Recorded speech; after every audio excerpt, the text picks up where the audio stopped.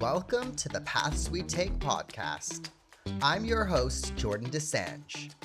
Let's hit a path. Hey there, and welcome back to the Paths We Take. Now, today's episode is another running episode. I know this isn't technically a running podcast, but of course, running has a massive influence on my life, hence why I love exploring the topic. So today I'm joined by Fraser Darcy.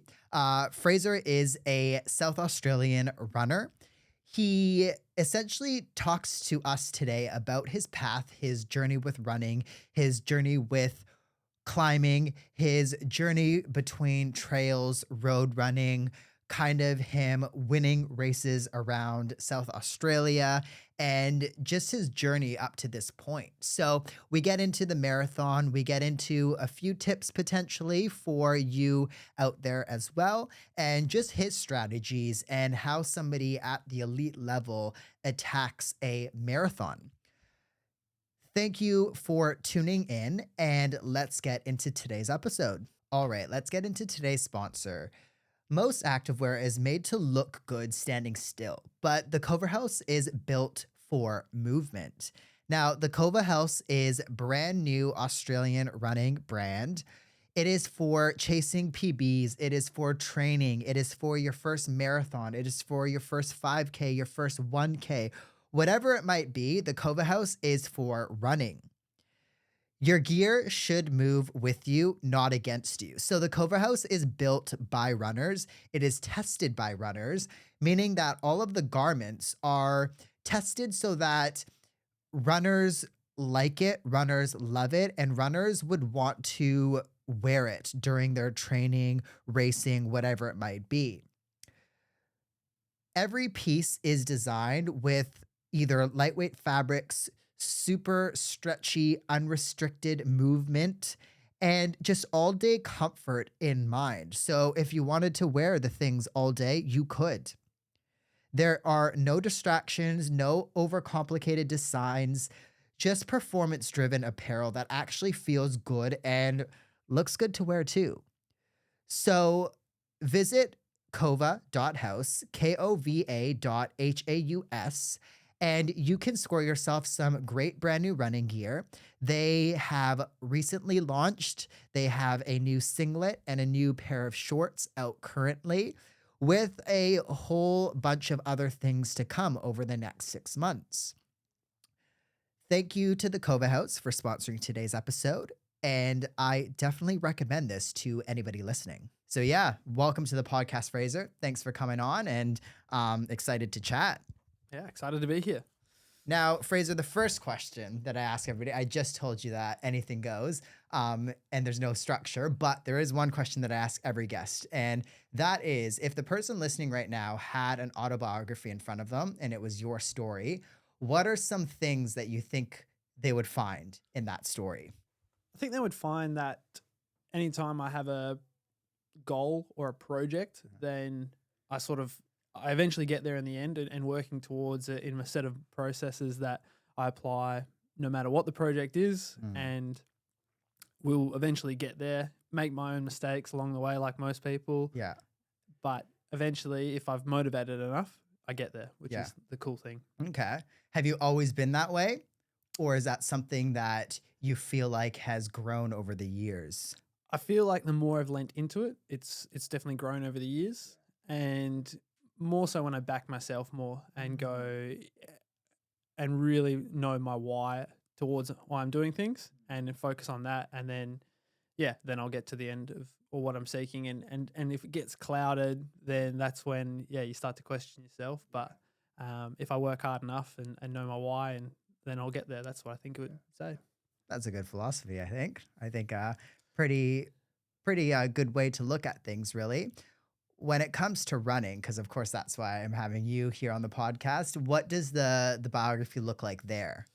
When did that journey start for you? Yeah, it would look a lot different to most people's. Okay. I mean, everyone has a different running journey, but for me, it started in high school. I have an older brother, and he would go running training for football preseason, and I saw very clearly that, okay, whatever training he did for running would correlate to a result. He would get better at footy, he would get more of the ball, and he would make development teams. So I thought, okay, well, I'll just do the same thing as him because that's what younger brothers do. And so I would do my own runs around the block. And then suddenly that meant I was good at cross country and I would represent the school in variety of 50K relays, 100K relays. But I was never in a part of an athletics club. I kind of had my own football teams, tennis, hockey, cricket. So I was always just doing my own running, but then playing other sports competitively, unless it was school cross country. After school, I did a few races and mainly just like trail running. And a bunch of friends would be like, "Hey, we're going to do a ultra marathon. We're all going to train up for it. Would you be interested?"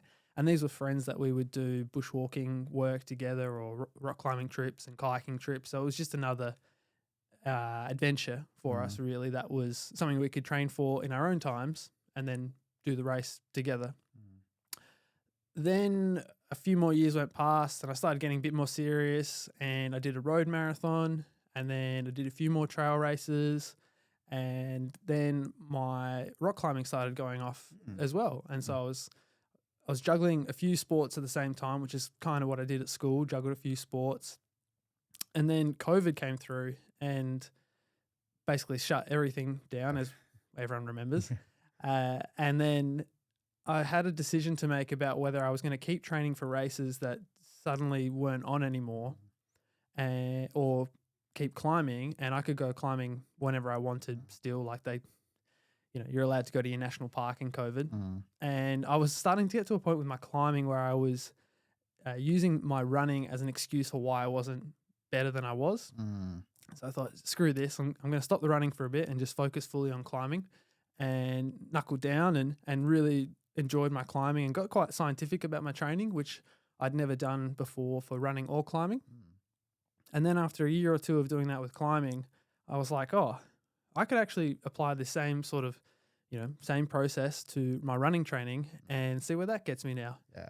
And sure enough, same thing happened. I started to get more interested in my running again because my work situation changed. I moved out to Corn in the Flinders Ranges and basically didn't have any rock climbing partners to travel and climb with. So I just had a lot of time to run. Did that and started entering races for competition, started doing really well, and then just continued that on for the next, that's basically like 3 or 4 years ago. That's kind of what's led me to be where I am now. What was that strategy from climbing that really changed things, do you think? Just in climbing, a lot of it's based on, there's a tool you use called a hangboard, and you essentially strap weight to yourself with like a weight hanging off your harness, and you might hang for 7 seconds and rest for 53. And the science behind like a protocol like that is very particular about, you might have 12 kilograms one week and then 14 kilograms the next week, and you change it between sets. And the math side of my brain was I really enjoyed that and seeing progression there. The thing is with like hangboard training, that doesn't directly correlate to your rock climbing performance. So some people get really excited about, I can do a 40 kilogram 3-finger hang and I climb grade 24. Some people wouldn't have any idea what they could hang with their fingers, but they can climb grade 26. So it's kind of a bit funny, but like I really enjoyed the training aspect of it. And then you take that to running, and running is the same thing. Like you might have a session of 8 by 1K, and whatever pace you hold or what heart rate you do it at and the float recoveries, you got all these variables you can play with. And then that translates into a race a lot more consistently than with climbing. There's so many variables in one particular climb that you could never fully train and isolate them all in training. Whereas in running, it's much more simpler to go, if I do X amount of mileage at Y paces and have this much recovery, I should be able to hit this result in this weather conditions. Whereas in climbing, that just doesn't exist. And so then I was like, okay, well, I really like this process of here's the numbers, here's what I have to do, here's how I have to think about it, and these are the results I can get. And yeah, then we just went along on the adventure of that. Yeah. I guess that's very interesting to me because not a lot of people think of it that way. And I think to carry that over into a different, like you have two different activities, running and climbing. And I think a skill is a skill. So to be able to carry it over into a completely different skill is quite cool in that regard. When it comes to carrying it over to running, were you able to transition things in quite quickly, or what did that look like? I still had quite a big history of running from before I'd stopped it. So I was able to, yeah, just pick up like 80 to 100K weeks jogging because climbing, you need to be quite fit. And you're walking around with like a 20 kilo rucksack for an hour or two to go climbing. Like you have to be quite fit. So, and you're quite strong.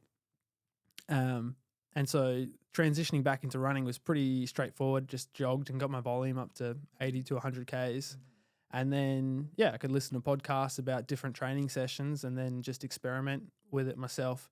Because, yes, there is that whole science side that got me interested back into running. But the reason why I really like running is just also the how good it just feels to run when you're fit and you're just flowing on trails, road, and you're just in control and you switch off from all those data variables and you just really enjoy a run. It's a bit like when you build a house, you've got to focus on all the particulars to get the house right and get the location and the construction, the material. But then once you've built the house and it's 5 o'clock on a Saturday afternoon and the sun's setting at the right angle and you're on your veranda, that's when you start to enjoy it. And you don't need data or you don't need to know that you're enjoying it. You just are. And so that's what always guides me with my running to get to that point. And if I'm at that point, then I'm generally doing quite well. All right, you guys, Your Run is one of my favorite sunglasses brands here in Australia. They sell performance driven sunglasses that look good, that are super crystal clear, but also have some amazing quality to them as well. It is another Australian based brand. They are based out of Sydney and they just sell some great looking sunglasses that can be worn for running, cycling, just walking, whatever it might be. They have something for everybody. Recently, they have just launched a brand new colorway through all of their sunglasses out there on the market. So you can get gold ones, you can get blue ones, they have pink ones. I literally have 3 or 4 different colors now.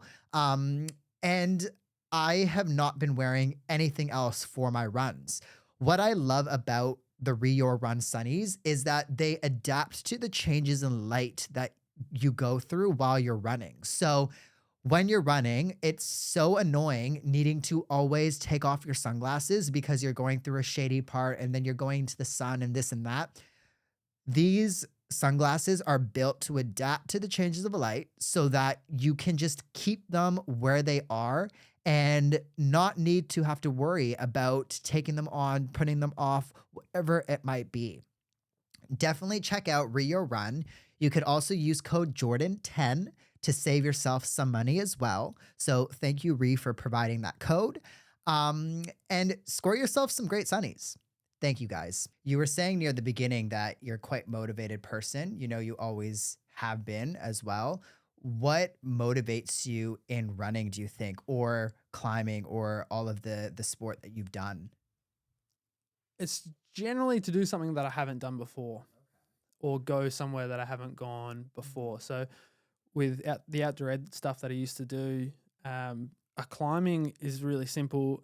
You just walk by a cliff and you'd be like, "What's that climb? Like that looks really cool. Like I want to go there." And or you see a picture in a guidebook and you're like, "That looks awesome. Let's go plan a trip there." Same thing with skiing. You're just like, "Wow, that looks really cool." Kayaking, it might be an island that to get to you'd need a $40,000-$50,000 boat, or you just buy a $3,000 kayak and paddle out there. The same thing with running. It's a bit different. Running, you'll always get there in a race or even just an afternoon jog. So the challenge becomes more of like, well, how fast can I get there and how in control and what will that feel like to run, say, a 2:20 pace or a marathon or 14-minute pace or a 5K. I want to find out what that experience is like.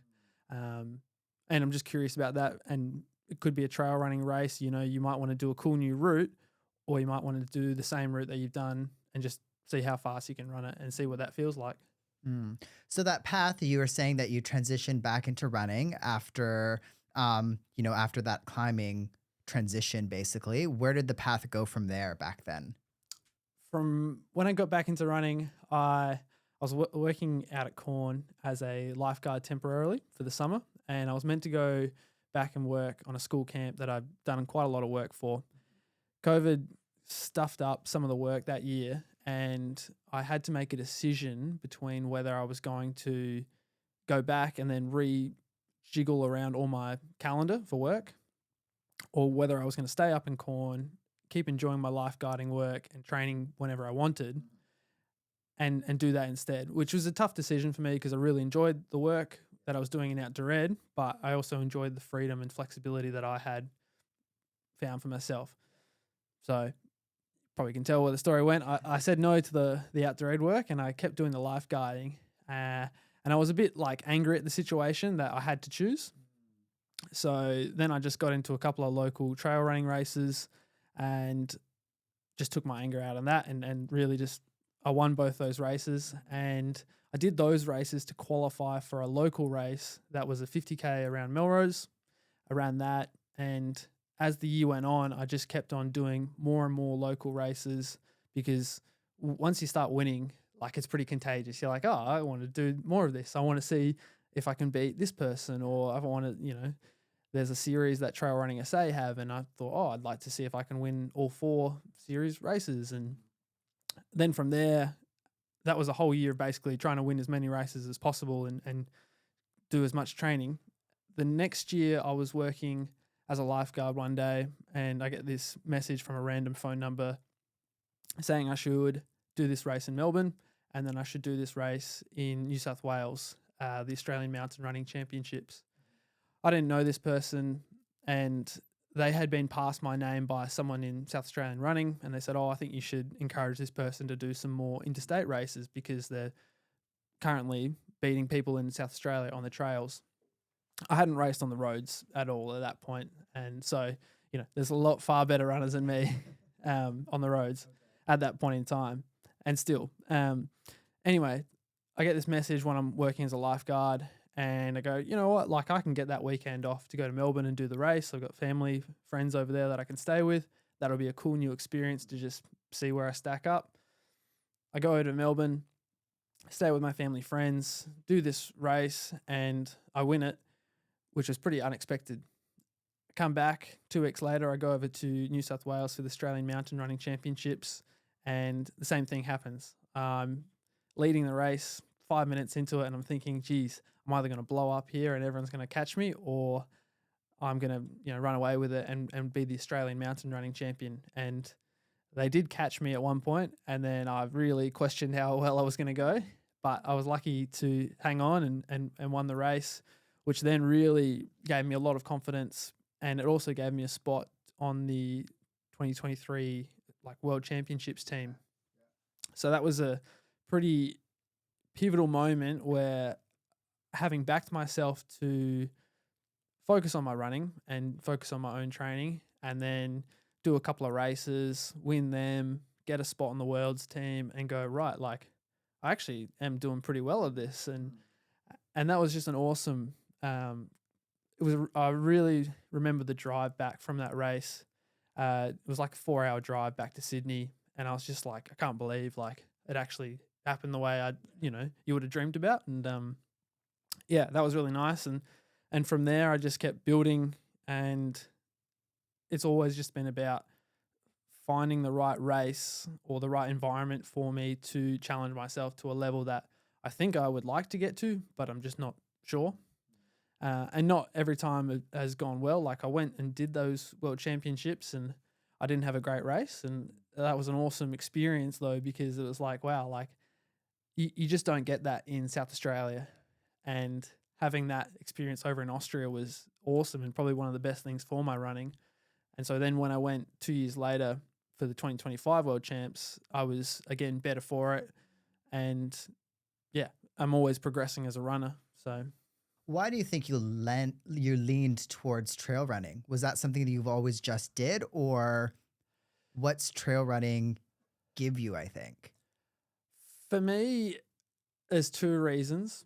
One, my family, where I grew up, we backed onto a national park reserve.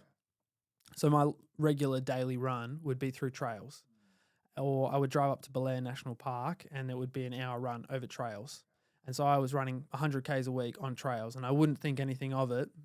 It was just a nice place to run, or I would be camping and rock climbing, and, just trails are, you can go cool places with trails. You can't just rely on roads to get you to cool places. You won't see many cool things.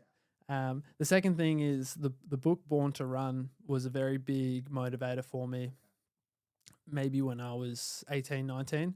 And the storytelling in that book around Western states and the Tarahumara runners, like, it's incredible storytelling that really motivated me to be like, wow, maybe I can run like that and run forever. And just the whole story of it was motivating for me to, like, why wouldn't you run on trails? Like, you just didn't ask yourself. And the trails are also really nice because you're not looking down at your watch at your pace. You're just running to enjoyment. And as long as you're injury free, you're pretty happy. When did the road running come to be? In 2023, when I got onto the World Champs team, I realized, well, I'm going to need some serious competition, because at the moment I've won all the races in SA on the trails. I've gone interstate and I've been lucky to win. I knew that wouldn't happen every time I went interstate, but then then I came back home to Adelaide and I go, right, I need some more competition because I'm not going to win the World Championships. So I need to learn how to get beaten by people and have that experience. I thought, okay, I'll enter this half marathon down in McLaren Vale because there's an elite field and there's prize money and a bonus for running under 65 minutes. And that was a great experience. I came fourth in that race. And the time I ran there, thinking about it now, like, I didn't think much of it at the time. I thought, well, that's a pretty good time. But that was around 67:30, just behind Max Stevens, and Jacob and Riley Cox were in front of me. And that was a great race. And really, I guess I raced against those guys in high school and they would beat me by like 2 or 3 minutes in cross country easily. And so I never went onto the roads because I was like, well, there must be hundreds of those Jacob and Rileys and Maxes out there to beat me. If they're all beating me at cross country, like, must be more of them on the roads in different age groups. Little did I know that I was just in a strong age group when I went through high school. And so there's actually not that many people that are as quick as Jacob, Riley, Max, and so I was, came back onto the roads and found out that I actually sit quite highly within South Australia. So I thought, oh, this is actually good now. Now I can enter a half or a marathon knowing that I can be competitive and not get my ass handed to me. Yeah. Okay. What does training look like for someone like you? Usually just run anywhere from 160 to 180 Ks a week. Yeah. In a perfect world, that's like, nothing is ever perfect, but 160 to 180 Ks a week of running. Especially if I'm training for a marathon. If I'm training for a trail race, probably take 40 Ks off that. I think I've worked out that it's good to peak maybe at that mileage, but for trails, if you run that mileage, it's hard to have the same power output. And a lot of trail running is you need to have power to explode out of corners and run down hills and do all that sort of stuff. Whereas when it comes to racing marathons, generally the more mileage, the better, up to about that 160, 180, 200K mark if you're handling it. And so in that breakdown of that week, there's generally 2 sessions and a long run with a variety of easy runs or maybe steady runs and some gym and recovery in there. But the specifics aren't that important, besides getting the long run right each week so that you can complete 160 Ks. The rest of it is just keep yourself entertained. How do you, I guess, like, if you have, let's say, trail events, road events planned, how do you structure that so that, you're saying that you have to go maybe 40K under for a trail? How do you structure that yourself? Like, do you plan a year out? Oh, these are the events that I'm going to do. What does that look like for someone like you? Yeah, definitely planning a year out. And that's where going back to at the start, like, you got to know what goals you want and why. And so if you think about this year for me, I've just come off Adelaide Marathon, and the goal there was to win and get some prize money and have a good training run, and also set myself up for, there's a couple of good domestic marathons over the next few months. So it's basically marathon season for the next 2 or 3 months, and the training will peak there. Then once that happens, you go, okay, well, you can't just keep running marathons 12 months of the year round because you'll get stale. So what I'll probably look to do is cut back some of the volume, because I've built that massive volume through marathons, and then incorporate some more trail specific stuff for the end of the year and into summer of next year. And then on the flip side, you go, okay, well, once you've done the trail stuff, you'll be nice and strong, and you'll have given yourself a bit of a break from looking at your watch and aiming for splits. So you'll be a bit fresher to go back and attack a marathon, and or something different, maybe a 5K, maybe a track race. So it's all about making sure you know when to like pull the different levers to get that enough creativity, but you can't also go, okay, 1 month I'm doing a 50K, 1 month I'm doing a marathon, 1 month I'm doing a 5K.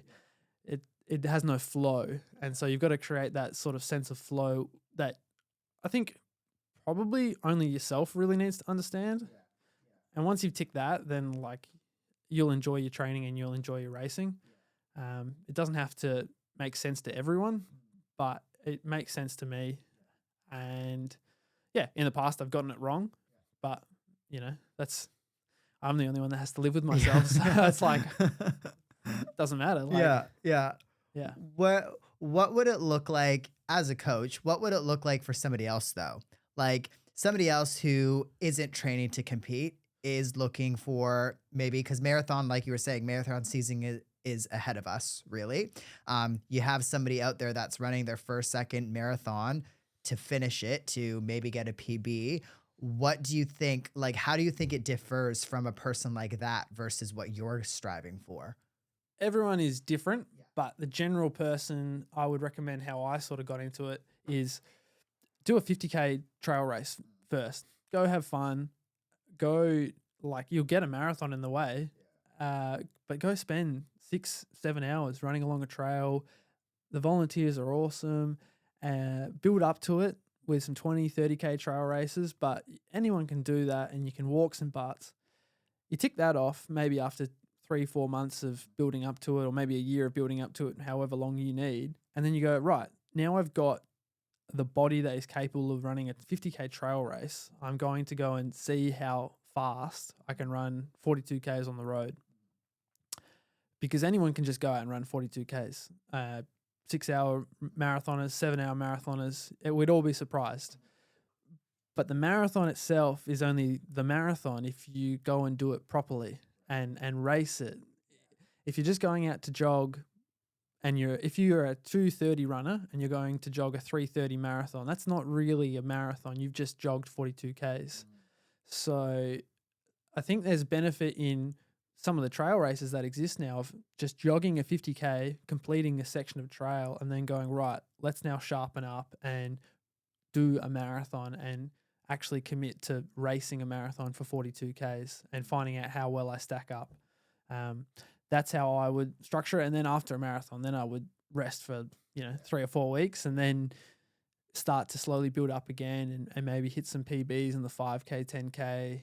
And then you might want to throw in a 30K race, or you might want to do another trail race to go, look, I really just need to get comfortable with being out there and looking at my watch and seeing 40Ks on my watch, because when I did my marathon, I wasn't so comfortable at that part, and I need to build a body that is a bit more durable.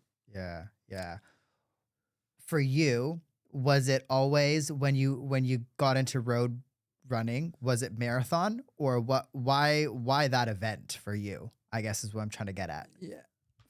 For me, like, I did a marathon in 2017, and for me that was always like the pinnacle.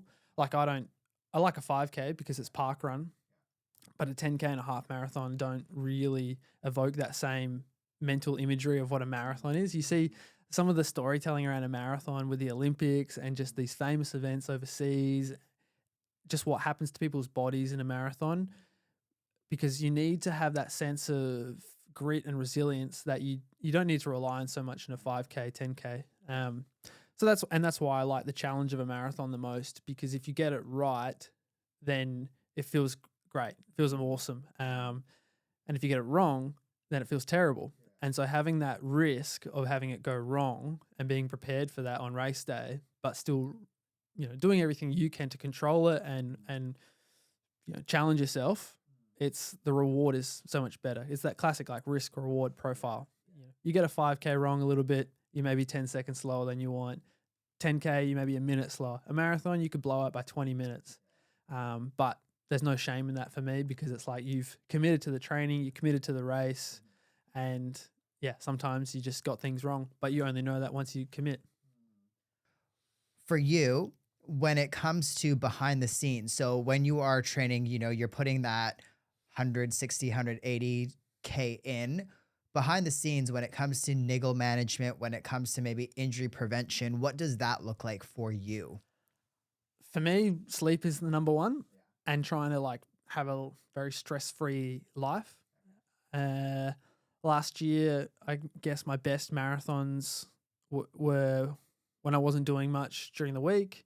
I raced Sydney Marathon after I'd been in Europe for a month, and traveling is a bit stressful, but most of the time you're in Europe for a month during summer. Like, it's pretty fun, and that was an awesome experience. And so the stress and the sleep thing come down to it. What I'm finding at the moment, having had a few niggles in the last 6 months, a rest day a week is an incredible tool. Just for someone like me that's now getting to a point where running is, it's not my income, but like it's a big part of my life. And I need to make sure that, I'm taking it a lot more seriously than I used to, because it has a lot more consequences if I don't. A rest day a week allows me to just disconnect and really, let the stress drop down, get my hormones back in check, sleep, reset everything, and just attack the next 6 days of training.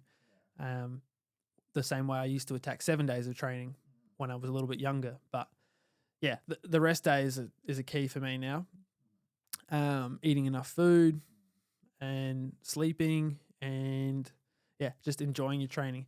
If you don't enjoy your training for like a week, then that's generally a good sign to know that you need to recover a bit more or change things up.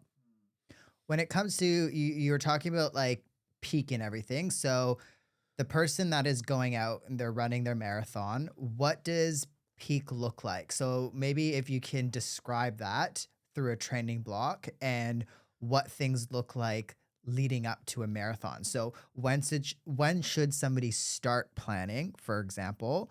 When should somebody look at potentially peak week, and then where do things go from there leading up to a marathon?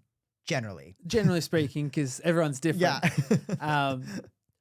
I would say 6 months out is the latest time that you could be locking down a marathon. 12 months out is great, but I mean, you got plenty of time. 3 months out is a bit like stressful. You need to have come off a good thing. You got no time to lose essentially from 3 months out. 6 months out, great. We can spend a month or two just getting some consistent training in, and maybe you have been doing consistent training. Great. We can add a few more things in, but in those first, say, 1 to 2 months in that little period, you're just really laying the foundation for the specific work that comes in the months 3 and 4. And then that 5th month would be the peak month, or where you build up to a really big effort in the last week of it.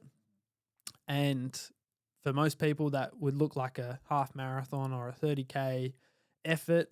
And if you can do that, recover and feel strong, then you're not really chasing too much in that final month. You're just tapping into things, little bits here and there, and then putting it all out on race day. For someone like you, when it comes to race day logistics, what does it look like for you the days before, the morning of? Let's get into the nitty and gritty. Yeah, I love racing, and I really, because I loved playing sport as a kid, and so any race it's like, a 3 or 4 day build up to a game, and it's awesome. Like Wednesday is generally, so if we start from the start of the week, like Monday is easy run, morning and afternoon. Starting to get a bit excited. Tuesday, maybe a last bit of intensity, and you're not looking for too much there. Everyone usually stresses about how that goes, but it doesn't do any good to stress. Like, just smile and get it done. Like, it's grand final week. Like, how good is this? And then Wednesday, another easy run, but I usually start to think about like what the next few days will look like. Go to the shops, because on Thursday I might start to have like my last sort of normal meal, and just another easy jog. Thursday night, like, definitely packing things if I'm flying out for a race, and organizing that, and having everything organized. So that's like, okay, if I'm flying in on Friday, how am I getting from the airport to the hotel? And then where am I going to run on Friday afternoon? Where am I going to run? And having all those things organized. You don't wait until you get to the location. No. Okay. I do all your research. Okay. And that also comes in when you're booking your hotel. Okay, well, how close is it to the local food place? Can I walk there? Is there a place that sells pasta around the corner? Okay, there's not. Well, then that's a bad place to stay. Like, I don't do any of that, but okay, carry on. You got to like control as many variables as you can. Yeah. And that's why racing at home is so good, because you have it all in your favor. But and that's why when I go to Melbourne, I stay with family friends, because I know all those things. I know I can bring pasta with me and cook it at their house. Because on Friday, like, I do a run, and then I'm having a carb breakfast afterwards, and I'm eating 500 grams of pasta for lunch on Friday. This is for a marathon. And then in the afternoon, maybe I've traveled somewhere, or I've finally got there. I'll eat another 500 grams of pasta, cook it up, and just get through it. And then Saturday morning, I do another easy run, maybe with some surges or strides. Come home, have some more pasta, and then I'll switch to rice on Saturday night. And Saturday afternoon, you generally have to go to the race and get your bib or drop your bottles off. Sometimes if it's a big race, there's a meeting that you have to go to, and that's the fun part. You get to get a look at your competitors or people you're going to run with, and you start to get really excited and ask any questions about the race that you might have found in the briefing, or just talk about the course with people and what they're planning to do. But then once you've done that, and once you've had your rice and your dinner for Saturday night, it's just trying to get to bed, so that Sunday morning you wake up, coffee, toast with honey, get on the road somewhere. Maybe you have to catch the train to start location, or a drive there, get there with plenty of time, do some warm-ups, stretching, and then you've done it all. Like, you've done all the preparation. It's time to enjoy the race. And that's the best part. And then you do the race, and then after the race, you just get to enjoy, wow, I've done it all, and I can put on some nice warm clothes and have some nice food, and that's not pasta or rice, and really relax, and then get ready for the next one. What goes through your mind leading up to it? Let's say that Friday, when you're at wherever you need to go to it, like, what goes through your mind usually? Generally thinking about all the training I've done and reviewing that, and making sure that I know what the weather's going to be like on race day and what other competitors there might be. And so that's probably like thinking about the data side of it, of like, this is what I can do to control to have my best race. From a numbers side of, this is the training should correlate to this performance. And then I also start to think about what I want to get out of it in terms of the long-term picture of my running, or maybe things in my past. And so it's like those memes where you see the person in the gym and they're trying to remember all the hard things in their life before the next rep. Like, you're trying to think about motivating things. And so I'll watch a few Instagram reels, or I might watch a movie like Rocky, or a couple of other favorite movies, and just trying to build up enough content that you can rely on in the race. And I've done that in the past before, where you might think of particular songs or movie moments that, okay, you look at the course map and you go, right, when I get to that point, I'm going to think about this moment in my life, or think about, why this race will be good for me in the next 6 months for this race. And I pulled that technique from Yanis Kouros, who's like most famous ultra runner from the 1980s. and he used to listen to Greek poetry and mythology, and he would sing them songs to himself to motivate him. And it's that art side that I find you can really tap into. That's more motivating for me than knowing that, oh, I did a 30K long run at this pace, so therefore I should be able to do this. It's like, no, do you remember that scene in Rocky where this happened and he just kept going and you're like, yeah, I can do that. You can do that. And you start imagining Eye of the Tiger. And Yeah. you're like, yes, that's me. Like, come on. Yeah. There and- you go. Yeah. And then like during the race, you know, you're thinking about all these things and then it's the passion from the crowd and some random person who will like really look you in the eyes and give you a big rev up and you'll be like, come on, I got this. Like I got to go.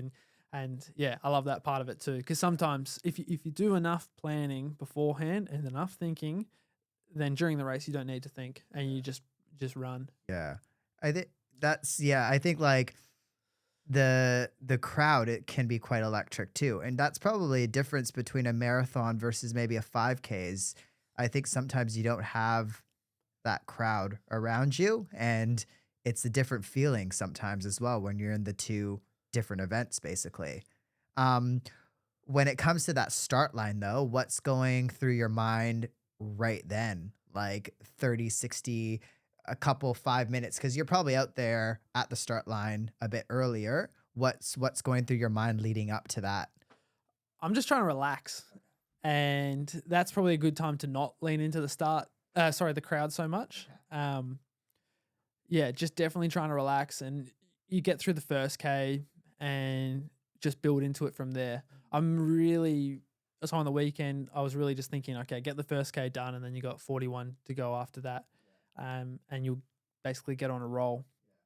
And yeah, trying not to look around too much and just, relax, stay calm and wait, because you spend a lot of time thinking about the start of the race and it's important to think about the end of a race because that's where your place matters, especially when you're racing people. You know, if you don't get any points for beating someone to the 5K checkpoint, you win money because you beat everyone at the end.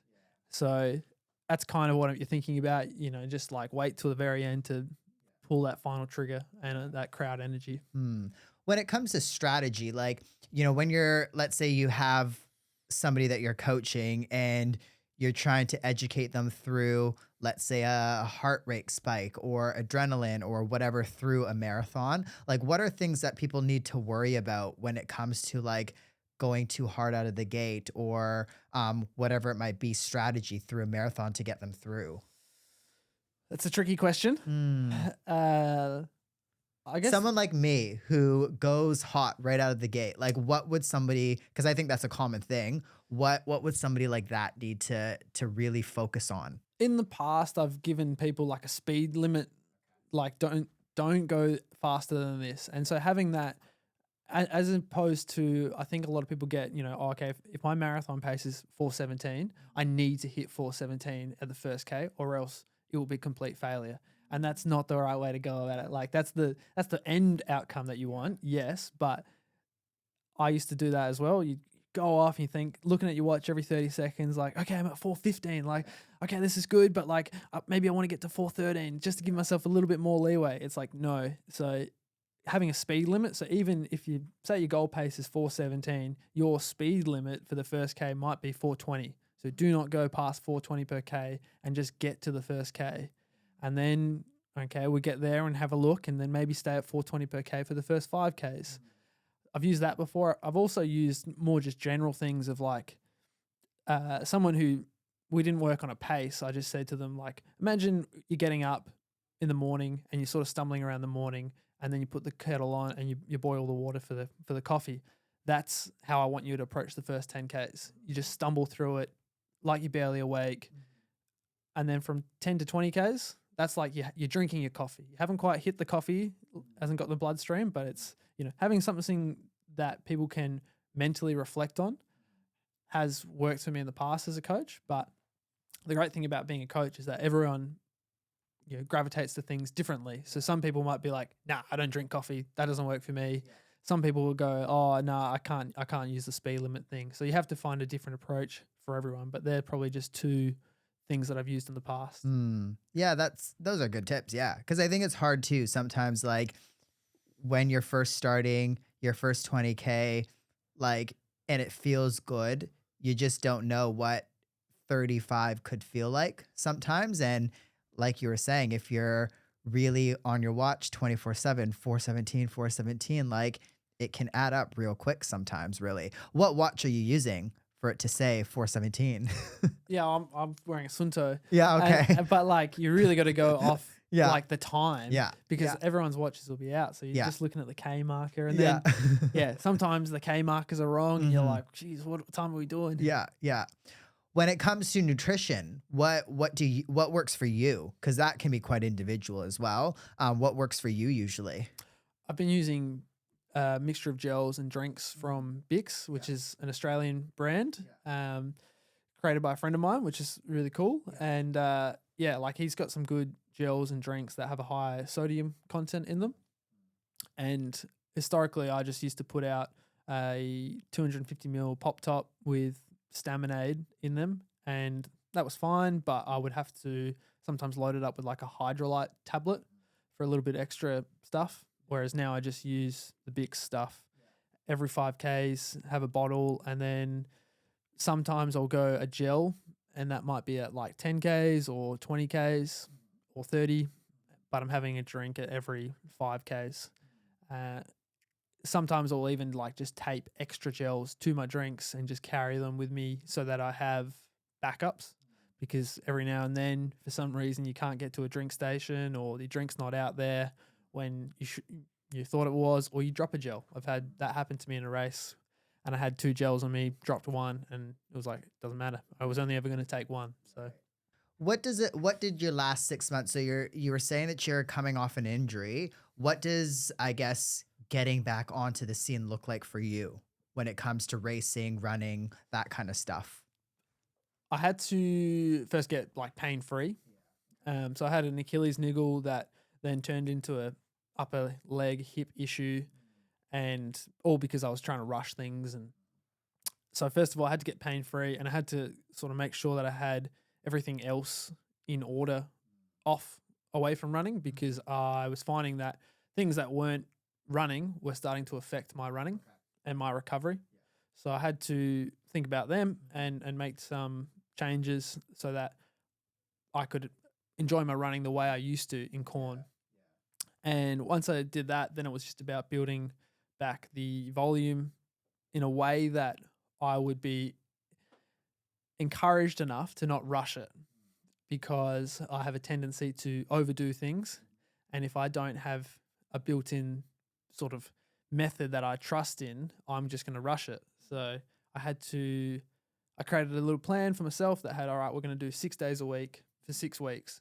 And it doesn't matter if that's 60Ks a week or 6Ks a week or 100Ks a week. As long as I maintain 6 days a week for 6 weeks and get to the end of that without any question of how fast I'm going or whatever, I will be happy. And that was a really helpful tool for me, because maybe fourth or fifth week, I was starting to get a bit, okay, like how fast am I going? And maybe I'll push this session. And I thought, no, that's not the idea of these 6 weeks. It's just to actually just run for 6 days a week for 6 weeks. Once I ticked off that, then it was like, okay, now we can assess where we're at. I did a 5K race and I went pretty well for where I thought I was. And then it was like, okay, well, now we can start to look at what races you want to do and how you can use races along the way to make sure that you get a result that is basically interesting enough to train for. Because I can, like anyone, we can do races, but it's not the point of doing the races. You want to put together a training plan that allows you to be at your best on that race day, because that fits in with your overall calendar. Mm. What you've already mentioned a few things, but what do you get out of running, do you think?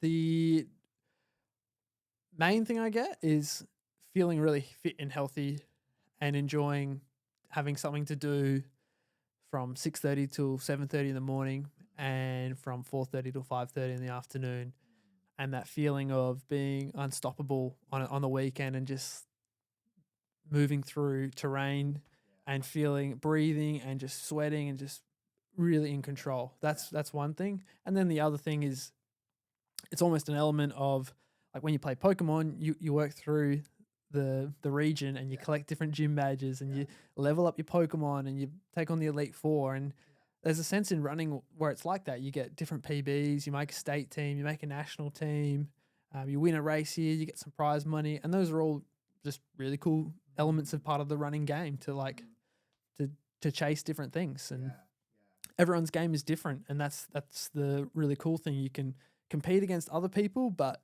really you're only competing against yourself. And coming back to that is really nice. So having those two sort of outlets, one running 6:30 in the morning and trying to feel really fit and healthy, that's not performance based. I can do that as a 6 minute per K, 5K runner. If I feel really fit and healthy and I'm just jogging around, that's okay. But then the other one is a performance based metric where if I'm getting PBs and I'm winning races, then that's a really cool game to play when it's going well for you. Yeah. I think it's also too like shout out Max because Max is the one who gave this one when he was on. Like it's also like the global equalizer as well. Like when you're out there, you could have whether you're in a club or whether you're in a group or whatever. Like you could have a surgeon running next to like a first year student, but like they're out there together and they're chatting and they're just running, right? Like it's quite cool in that concept because everybody's the same out there Yep. when you're running and when you're whether you're running by yourself with a group it's kind of like or even if you're in a race like everybody's out there maybe jogging maybe running doing whatever but like everybody out there is running so it's kind of like an equalizer in that sense which is cool. um what is motivating you going forwards now? Just continually getting better. Um, want to get PBs and until that's no longer possible, and then just want to make sure that you're maximizing the potential. So, yeah, I'd like to think I can get faster in the marathon. There will come a point though where I'll be content with my PBs or know that you know there's very small margins of what my genetic ability will allow me to do. Um, but from there, then it would be like some of the different trail races that I still want to do because a trail race is a lot more is a lot different because it's different terrain, different community, different town, different place you got to travel to, and yeah, it's just a whole different bunch of fun that. And you can go 100 Ks, 160 Ks, 200K races where it's just about completing it. So that's the cool thing about running. There's so much more to there's too much to achieve, so you'll always have stuff to look on.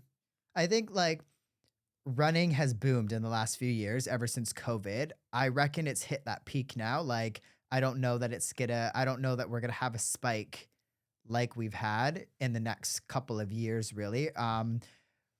For all of the new runners out there, let's say they're just starting to get into it. They're starting their first 5Ks or they're aiming to do a 5K. Because I think something that I hear all the time is like, why do you like running so much? Like, I'm out there, I find it miserable. What's a piece of advice that you would give that person, really? Whenever someone says to me, "Oh, I'm not a runner. I tried it, didn't work for me," I generally give them the feedback that maybe you didn't try it for long enough, and you might have had a different mindset would help.